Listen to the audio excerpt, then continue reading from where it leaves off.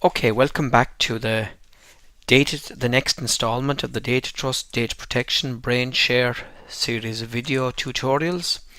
In this tutorial we have just installed the software. If we look, we can see the actual DataTrust Online Backup Manager (OBM) software is running here. The service is running in the system tray. If we go into the control panel, into the services icon, we can see that we have two services added. One is the continuous data protection service. Now I've actually gone in and changed the status of this. By default this is set to automatic. I've set it to disabled because if you're not going to be using the continuous data protection functionality, in other words you need the files are backed up as they're changed every 10 minutes or so, you need a very good internet connection. It's often overkill. I generally tend to stop that unless it's actually being used because it's pretty resource hungry. The other service that we will see here that has been added is the online backup scheduler, which is here, and that's stopped. I stopped that earlier, but that has to be started in order for the automatic job. I actually stopped that there earlier. Okay. So on this machine I've created a sample data folder. On the E drive I've created the DataTrust demo data folder. We've 12 different files here, January through December, and we will pretend that this is your critical accounts data that you need to protect using the DataTrust Secure Online Backup facility. Okay, so if we go and start the DataTrust client, we're running a trial registration because it's the first time we've run it. We'll pretend that we haven't got an account as of yet. We're just trying out the software. If you use a proxy server, you put in the details here. This is the backup server I'm connecting to, but it could be any one of the servers. We have over 20 servers, but this particular one I'm on is backup 2. So if we hit next, it now says two possibilities here. If you've already paid for an account and you're already set up an account, you would click on already a user, and it'll go away from being a trial registration to being logging into a pre-existing account. So I have an account set up already. If I was just setting up a trial, I would make up a login name, I'd make up a password, confirm it, and put in my email address, and that would create a trial account for me in the system. As I say, because I'm already a user on the system, I just click on already a user, and it'll change the dialog a little to where it asks just for the username and the password.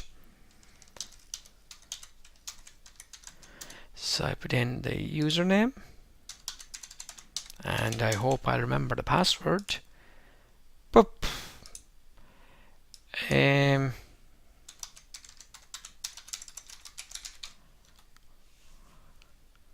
Okay, excellent.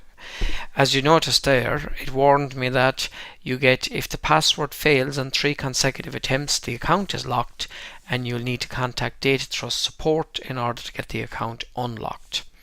Okay, the main focus, what we want to do is we want to protect these files. So we're going to create a file backup. If you look in the second part of this dialog here, it gives you an idea of all the different types of backups that are possible with the DataTrust Secure Online Backup system. You can back up virtual machines, you can back up Oracle, you can back up your system state, MySQL, Microsoft SQL, Exchange, server level, mailbox level, Lotus Domino and Lotus Notes, etc. So we're going to do just a simple file backup, nothing too complicated, and we will call it DataTrust Accounts Backup Set. Okay, and we'll save the file backup. Okay, so we hit next. These are the usual suspects you'd back up on a workstation. So things like these are handy lists, more or less, or useful lists: desktop, documents, favorites, out. In this case we don't want any of these, so we untick documents. We go into the advanced tab here, which will allow us browse our local storage, our network drives, and it will give us a listing there in a second. and it will allow us select what files and folders we want to back up. So as you can see here, this has come up. We know that the data we want to back up is on the E drive. You see it here. So I go E, I go DataTrust Demo Data. If I actually pull this across a small bit, you see that's my folder. So I put a tick in that, and there's all my files selected. I hit OK. OK, hit next. I want to put a schedule on this. Grand, you decide. You can go in and edit the properties of the schedule. You can call it a particular name. We'll say call it any name at all. It's totally arbitrary what you call the schedule. Try to use an explanatory name. At times it can help. This, if we lift it this way, obviously to run daily at 9 o'clock every evening, and it'll run until completion. Now what I tend to do is set it for weekly, pick Monday, Tuesday, Wednesday, Thursday, Friday, maybe not Saturday. This is all, I'm just arbitrary here, and we'll set to run it at 9 o'clock at night. This option here is handy. On completion, full backup or after 8 hours. If you have a backup job that you reckon is going to span a couple of nights, that's going to take a couple, what you can do is you can set it to stop after the 8 hours and schedule it to start the following night, so that you don't want it to slope your whole system during the working day. Typically that should be okay. You should leave it a full backup. You can experiment with that to suit your own particular circumstances. We hit OK here, we hit next. Encryption. Now we used a password to get into the actual software itself. This encryption key here is used to encrypt the data. Now two very important things to use with this. If you change this encryption key, you need to do the full backup from scratch. So if I go here, if in 3 months time I decide I'm going to change my encryption key, well then you have to delete your data and start from scratch, do another, because the encryption is specific to the actual backup data. And if you change the encryption key in 6 months time, you'll have to remember what the old encryption key was in order to do a restore. As you can see, we have 2FISH, AES, TS. For the simplicity of what we're doing here at the moment, we leave it at default. Default means it'll use the same encryption key as the password we use to get into the software. Okay, so we hit OK and the backup job is created. Big thing here, hit save setting, save the job now to the server. So that job configuration is safely stored away in the DataTrust Secure Online Backup servers. Now we want to run our backup. One thing we want to do is we want to get email notification when this backup is successful or failed or whatever. So if we go in to this little green man here in the left hand corner, we can actually say, right, we want to put people on the notification list. Now at the moment on this I have the DataTrust info address, right? So I might say, look, I want to add myself. So I put in my name and my email address, and we just say OK, time zone, etc. I put down, look, somebody else in, oh my god, sorry, we say Joe blogs, and it's joe.blogs@anydomain.com. Okay, so there you can see, look, we've now 3 recipients, right? Here you have an opportunity to change the password. Bear in mind this password is completely separate from the encryption key we've looked at a few minutes ago. You can change this password as often as you want to. This actually controls who can actually get access to the software.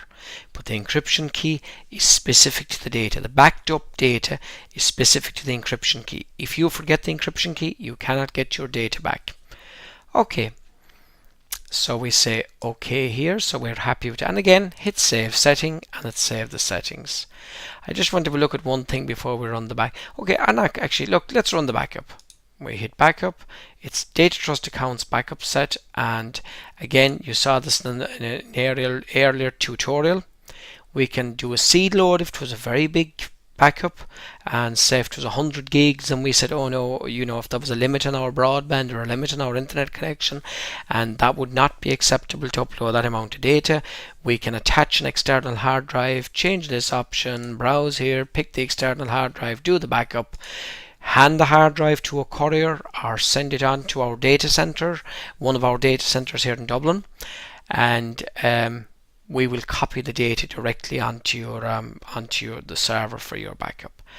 And the other thing here is, as this is the first backup, it's going to be full anyway, but you can see the different types of backup here. Okay, so if I hit OK, it started backing up my data to the actual data center server. And this is going to be pretty small. It's going to be pretty quick. If I'm reading that right, it's 2.88 megs, or about 3 megs, and it's at 30%. So again, let me reiterate, the data encryption key, we cannot see your data. Nobody can see your data. The DataTrust Secure Online Backup system uses one-way military encryption.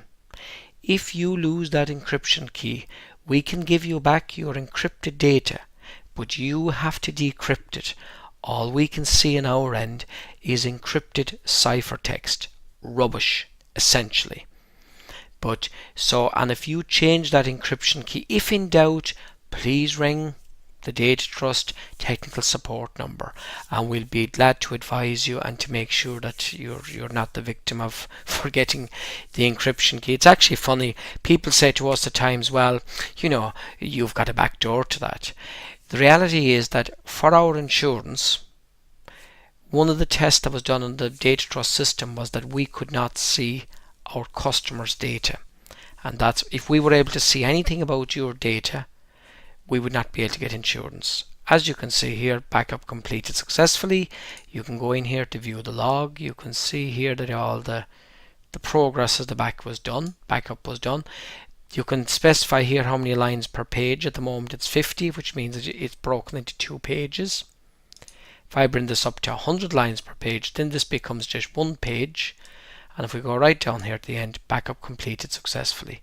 Select close, close here, backup done, bingo. If we quit the software, now I'm going to do a little test. Let's say bing, bing, bing, bing, bing, whoops, major crash, big problems, oops, data gone, oh my god, oh disaster, disaster. Come on, we need to get DataTrust to get our data back.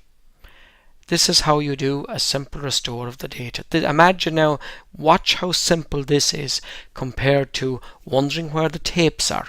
Oh, Mary usually does the backup, but Mary's in the Canaries. Oh. This is how simple it is with the DataTrust system. We open the software. It asks us for the password. I have a thing with passwords. I'm continually forgetting them. But anyway, here we are. We're back into the software. We say we want to do a restore. It asks us, you could have several backup jobs on the system. We say, yeah, we've only the one. We hit next. It asks you, it opens the, oh yes, sorry. Now, we need to pick the files we want to restore. So here we can see our folder. We can say, look, it's only the one backup. We can pick individual files. We can do what we want to. We'll pick, let's work this way. 1 and 2 are there, so we don't need to restore those. We'll restore the rest. Where do you want to restore your data to? Original location or alternate location? Can I make a suggestion? I always say to people, if in doubt, create a temporary folder and restore data to an alternate location. If in doubt. I always have a thing with the idea of overwriting stuff. Once something is overwritten, it's gone forever. Create an alternate location, and it's just good practice, but in this situation it's just a trial. We don't have to worry about it. Okay, original location, and I hit start restore. Here we go. And now imagine if this was tapes, we'd be running around the building. Did Mary leave him in the basement, the filing cabinet? Are they on the train? Are they in the Canaries with her? What in the name of God are we going to do? One long deep breath, and my God, we go back, and there's our data back. So restore completed successfully. Another nice feature to mention to you is, and I can cancel that now because we're finished, is whoever is listed here in the contacts will get notification that a restore has been done. That your restore has been done.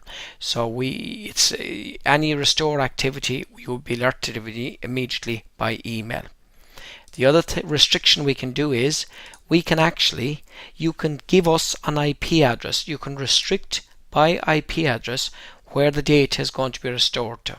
So you could give us the IP address of your corporate internet connection and say data can only be restored from the DataTrust system onto this IP address.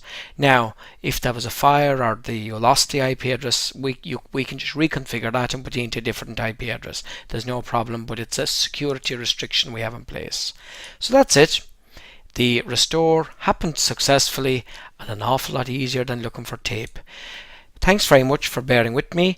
If you have any queries whatsoever for sales or for support, our number in the Republic of Ireland is 1890 PROTECT, and that's 1890 PROTECT, and it's a local number in Dublin, 01 404 5129. Again, thanks very much for your time and attention.